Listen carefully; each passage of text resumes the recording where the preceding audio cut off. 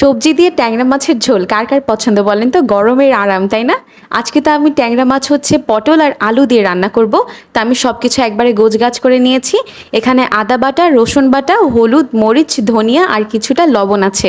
আমার রান্না যারা রেগুলার দেখেন তারা অবশ্যই জানেন যে আমি ফার্স্টে মশলাটা গুলিয়ে রাখি। এতে হয় কি কাঁচা গন্ধটা খুব সহজেই চলে যায় মশলা কষানোর সময়।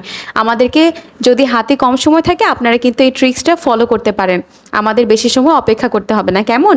তা আমি কড়াইতে কিছুটা তেল দিয়ে নিয়েছি। তেলটা গরম হয়ে এলে আমি হচ্ছে পেঁয়াজটা দিয়ে দেব। পেঁয়াজটা ভালো করেই ভেজে নেব। কারণ আমি হচ্ছে যেহেতু কষানো মশলাটা ইউজ করব, তাই পেঁয়াজটা হচ্ছে সুন্দর মতো ভেজে নিলেই ভালো হবে।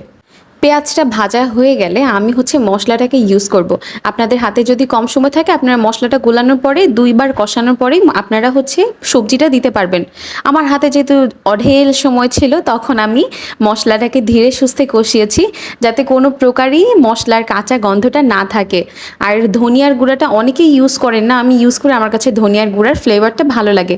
এটা আহামরি যে দিতেই হবে এমন কোনো কথা না, কারণ ঘরে যা রান্নার জিনিস থাকে তা দিয়ে রান্না করা ভালো, তাই না? তা আমি মশলার বাটিতে কিছুটা মশলা লেগেছিল, তো ওইটাকে ওয়েস্ট না করে আমি হচ্ছে সেটা ধুয়ে পানি দিয়ে নিয়েছিলাম। যখন মশলাটা আবার কষানো হয়ে গেছে তখন আমি ট্যাংরা মাছগুলোকে দিয়ে নিয়েছি। ট্যাংরা মাছগুলো কিন্তু একদম নদীর তাজা ট্যাংরা মাছ ছিল, আমি ২ দিন আগে কিনে এনেছিলাম।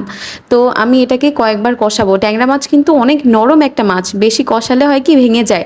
তা আমি কয়েকবার ২-৩ বার কষিয়ে আমি হচ্ছে মাছগুলোকে উঠিয়ে রাখবো। আমার কষানো প্রায় হয়ে গেলে আমি মাছগুলোকে উঠিয়ে রাখবো, যেহেতু মাছগুলো অনেক নরম মাছ, আলতো হাতে উঠাতে হবে। তো যে মশলাটা ছিল সেটার মধ্যে আমি ফার্স্টে আলু দিয়ে নিয়েছি। আলুটা সেদ্ধ হতে যেহেতু সময় লাগে পটলের তুলনায়, তাই আমি আলুটা সুন্দরভাবে সেদ্ধ করে নিয়েছি। আলুটা বেশ ২-৩ বার কষানোর পরে আমি হচ্ছে পটলটা দিয়ে নিয়েছি। আর পটল সেদ্ধ হতে কিন্তু একদমই সময় লাগে না। আর আজকে আমি কোনো গরম পানি ইউজ করব না, আজকে আমি নর্মাল পানি ইউজ করব, যেহেতু এটা আমার মাংসের তরকারি না, এটা মাছের তরকারি। আর পটল যেহেতু একদমই নরম একটা সবজি, তাই আমি হচ্ছে গরম পানিটা ইউজ করছি না। আপনার চাইলে সময় বাঁচানোর জন্য কিছুটা গরম পানি দিতে পারেন। তা আমি হচ্ছে মাছে পানি দিয়ে, মানে মাছে যতটুকুন পানি দরকার ততটুকুন দিয়ে আমি হচ্ছে ঢেকে দিয়েছিলাম। এই অফ ক্যামেরাতে না মাছটা দিয়ে দিয়েছিলাম, আমি ক্যামেরাটা অন করতে ভুলে গেছিলাম। তো লাস্টের দিকে আমি হচ্ছে টমেটোটা দিব। টমেটোটা আমি ভেজিটেবলের মতনই ইউজ করব, এই জন্য আমি একবারে গলিয়ে ফেলবো না, যাতে আস্ত থাকে কিন্তু একদম মাখো মাখো ঝোল হয়ে যায়। একবারে বেশি ঝোলও আমার একদম খেতে ভালো লাগে না। আপনারা কে কেমনভাবে খেতে পছন্দ করেন অবশ্যই কমেন্ট করে জানাবেন। আর আমি ধনিয়া পাতাটা ইউজ করছি, সবজি মানেই তো ধনিয়া পাতা, তাই না? এটা ট্যাংরা মাছের সাথে জিরাটাও যায়, তবে সেটার সাথে এখন ভেজিটেবল আছে তো এই জন্য আমি ধনিয়া পাতাটা ইউজ করেছি, জিরাটাকে স্কিপ করেছি। ধনিয়া পাতার একটা রিফ্রেশিং একটা ফ্লেভার, তাই না? আমার হচ্ছে মাছের ফাইনাল লুক এটা। একদমই ভুনা ভুনা করিনি, আবার একবারে ঝোলও রাখিনি, মাঝারি মাঝারি অবস্থায় আর কি। আমার কাছে এভাবে খেতেই ভালো লাগে।